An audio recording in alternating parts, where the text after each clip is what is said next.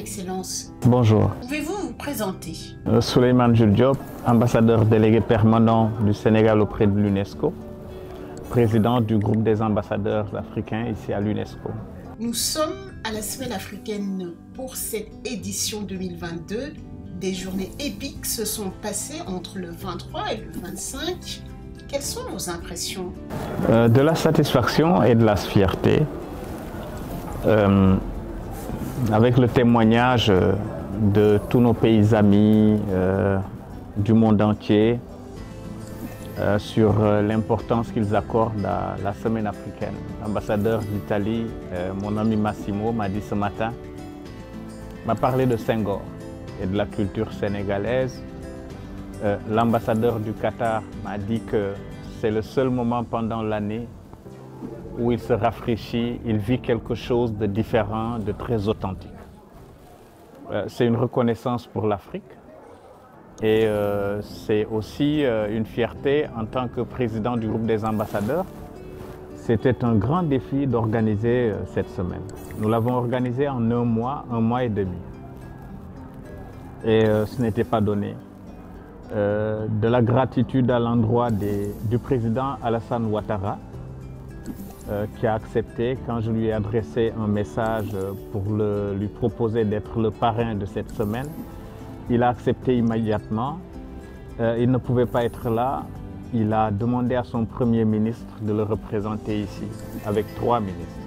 Donc franchement, c'est une grande fierté et l'engouement qu'il y a eu cette année, en tout cas de l'avis de beaucoup de gens, ça a été une bonne organisation, une fête exceptionnelle et nous en sommes très fiers. L'autosuffisance, la résilience et le développement économique de l'Afrique sont les thèmes de cette édition. Pourquoi ce choix? Nous avons voulu coller au contexte mondial où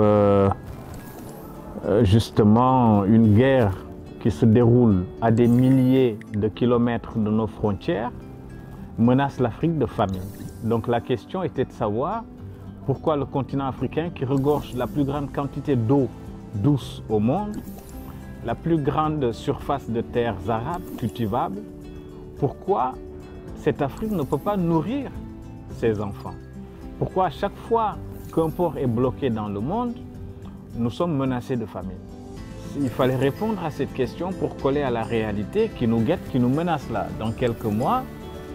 Et c'est pourquoi nous avons essayé de voir, de poser le débat et de voir les mécanismes par lesquels nous pouvons résoudre ce type de problème. Nous avons voulu aussi rompre avec une certaine idée que nous nous faisons. En parlant du passé de l'Afrique, nous avons voulu demander, et nous l'avons fait, aux autres pays, eux, de nous dire ce qu'ils nous doivent. Ce qu'ils nous doivent. Et vous avez vu une danse de capoeira avec le Brésil. La capoeira, c'est un art martial en réalité, développé par les esclaves africains pour se défendre de leurs maîtres, des attaques de leurs maîtres. Et ils l'ont habillé comme une danse et voilà, c'est un éclat du génie africain qui s'est développé dans la danse, dans l'artisanat. Aujourd'hui, la culture mondiale, elle est imprégnée de l'Afrique, de l'art de la culture africaine. Jusqu'à l'habillement, quand vous marchez dans les rues de Paris, les jeunes françaises sont habillées en jeans déchirés, en t-shirt. La mode aujourd'hui, elle est africaine, la culture est africaine, l'artisanat, l'art sont africains et voilà, nous avons voulu montrer ça. Au lieu de parler toujours de notre souffrance, de la douleur que nous avons subie, c'est bien de s'en rappeler parce que ça nous enracine dans notre histoire et dans notre passé. Mais l'Afrique, ce n'est pas que cela. L'Afrique, c'est son génie inventif. C'est tout ce que nous avons pu développer ailleurs, malgré l'esclavage. On a voulu nous séparer, effacer notre identité africaine en nous donnant des noms nouveaux, des terres nouvelles qui ne sont pas nos terres. Et même sur le plan religieux, à Haïti et un peu partout, les Africains ont tenu debout grâce à leur puissance, à la puissance de notre spiritualité, mais aussi de notre culture. Et ça, J'ai dit aux ambassadeurs qui étaient présents aujourd'hui, nos amis, en leur disant, finalement, nous sommes tous africains parce que nous portons l'ADN d'un ancêtre commun qui est africain. Donc, dans un certain sens, le monde entier est africain. Et donc, il fallait le dire, le clamer, mais aussi voilà, sortir, comme j'ai dit, de la position victimaire pour nous affirmer dans ce que nous avons de plus fort et de plus authentique. Durant ces 3 jours, nous avons vu défiler des scientifiques, mais aussi des intellectuels à travers des panels de réflexion autour du développement économique de l'Afrique, notamment l'indépendance économique du continent. Quelles ont été les conclusions adoptées? Alors, il y a eu des débats aussi sur le patrimoine africain, le patrimoine culturel africain, les sites africains inscrits au patrimoine de l'humanité, les biens volés, spoliés à l'Afrique. Et il y a eu des positions très fortes sur la nécessité pour l'Afrique de se positionner de manière claire pour un retour de ces biens. On a commencé, le Sénégal a reçu le sabre d'El Hadj Omar récemment, le Bénin a reçu les restes du roi Dan, Dahomey. Et tout ceci entre dans une nouvelle, reconstitution de notre identité passée et présente parce que nous avons été pendant un certain temps des identités craquelées. Et de la même manière, avec l'ambassadeur Doudou Diène, nous avons voulu réfléchir autour de notre présent, mais en nous inspirant de notre passé. C'est le philosophe Bergson qui disait que le présent est un pont jeté entre le passé et l'avenir. C'est ce que nous avons voulu dire d'une certaine manière, et ce qui est reçu avec Dorigo, parce que nous avons voulu aussi des témoignages d'Africains de la diaspora qui ont aussi fait quelque chose, qui continuent de faire quelque chose. L'Afrique a brillamment participé depuis l'époque des universités maliennes de Tombouctou. L'Afrique a brillamment participé au développement scientifique du monde sur le plan de l'astrologie, mais aujourd'hui dans tous les domaines des mathématiques et autres, il y a des jeunes Africains qui brillent. Et tout ça nous a permis, encore une fois, de nous rendre compte de la nécessité d'un nouvel ancrage paradigmatique. Non pas sur la base des paradigmes que les Occidentaux ont voulu nous coller, par exemple en nous disant que les Africains n'ont pas d'histoire parce que l'histoire commence quand l'homme se met à écrire. En réalité, en Afrique, on écrit depuis l'Égypte antique, on écrit depuis le Moyen-Âge. Il y a des écrits dans les langues africaines quand vous allez dans les universités de Tombouctou.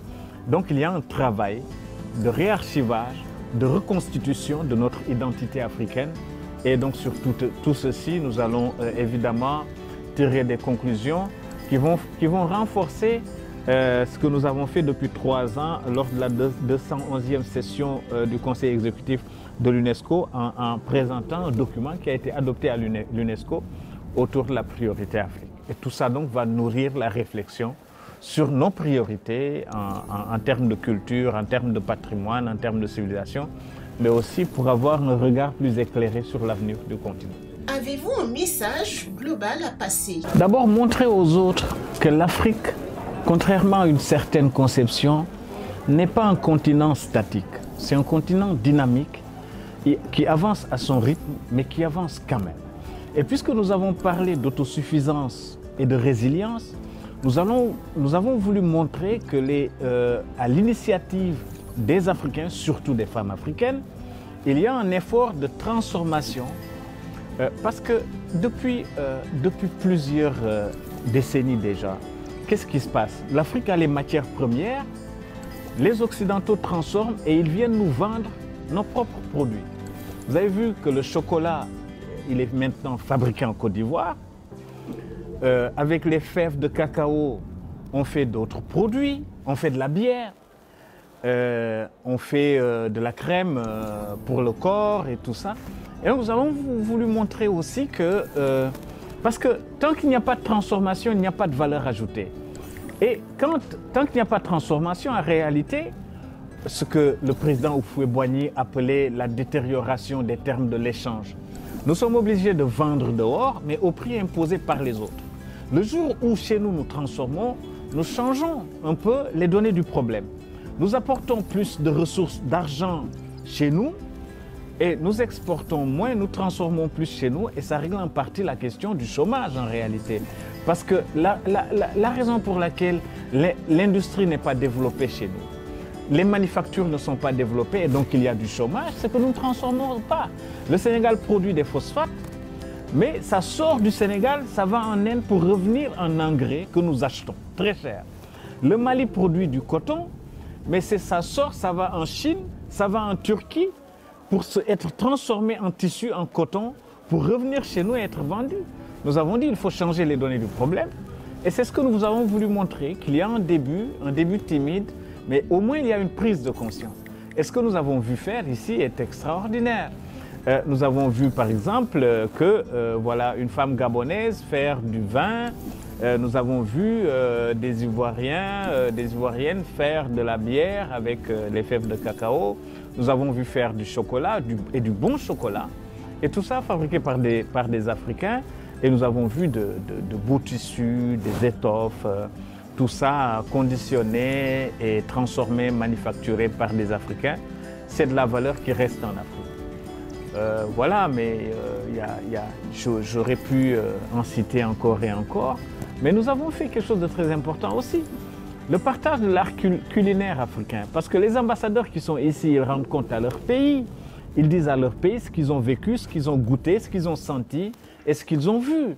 Et le fait d'avoir une journée de partage hier, de plats nationaux africains qui sont offerts aux ambassadeurs qui sont venus goûter, c'est aussi une manière de faire du tourisme culinaire, de la diplomatie culinaire.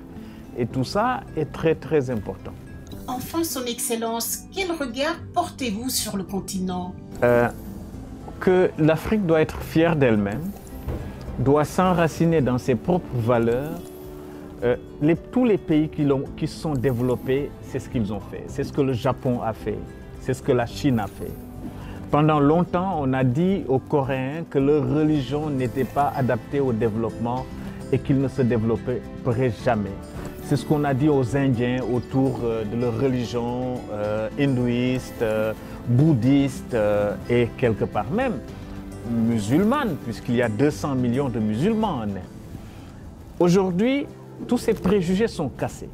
Et on a vu que le continent africain, pour se casser, ne pourra pas se développer tant qu'il n'est pas enraciné dans ses propres valeurs. Et voilà, nous devons affirmer notre identité fièrement. Et c'est ce qui nous permettra de retrouver notre place dans le monde fièrement et de retrouver la grandeur africaine, passée, présente et à venir.